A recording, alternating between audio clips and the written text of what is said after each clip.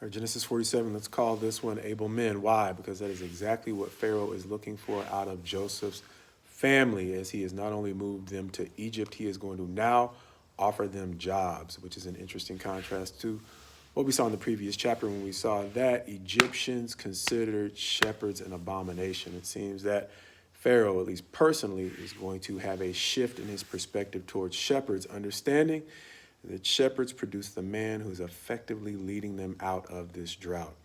His choice is going to prove to be wise because by the end of the chapter, we're going to see that they're going to be successful. But before we get there, he's going to need to find able men to at least take care of his livestock, understanding that's a place in the new country for them that they will be able to fit and thrive in.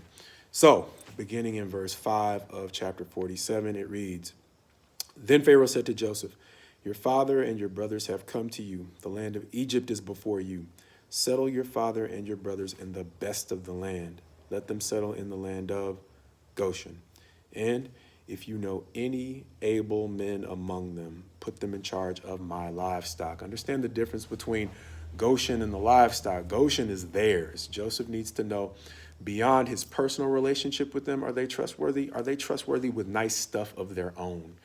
And beyond that, are they trustworthy looking after the nice stuff that Pharaoh has, basically the nicest stuff in the country? So these are degrees of trustworthiness that his prior tests in the previous chapters are going to give him insight into whether or not these boys are able for all of these different levels of responsibility. And what does that have to do with us? Ultimately, these days are not only laden with challenges, they also have opportunities.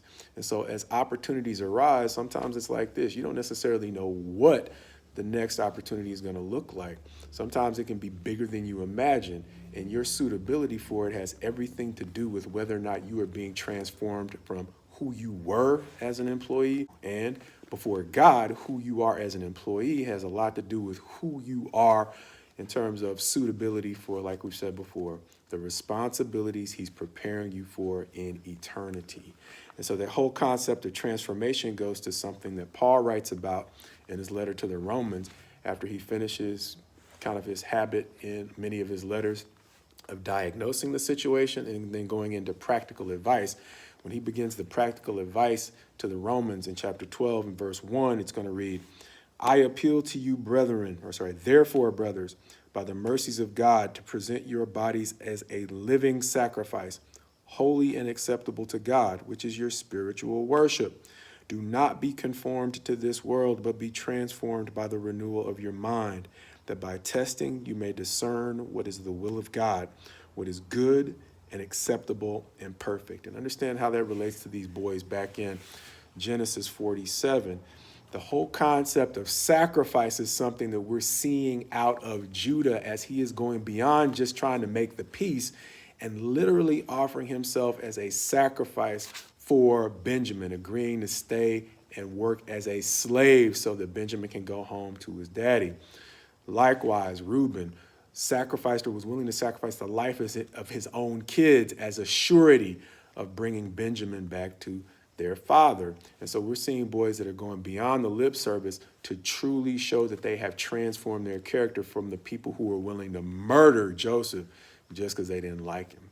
And so they are showing Joseph that they are trustworthy at different levels now that Pharaoh is looking for able men. But beyond that, they had to reject the temptation to stay conformed to who they were.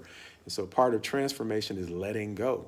And so as we are looking for new opportunities, we have to ask ourselves, are we taking on new skills and new levels of credibility? Because people want to know beyond our talents, are we trustworthy?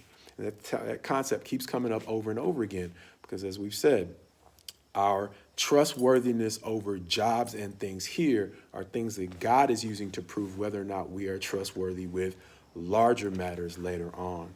And then finally, that whole concept of discernment is what Joseph is doing. It's what he's been using to test these boys to find out what levels can he trust them at now that Pharaoh, the king of Egypt, is asking for able men. And so as people are looking at us to decide whether or not we are able, we have to ask ourselves, are we submitting to the process of transformation that makes us fit for the opportunities ahead?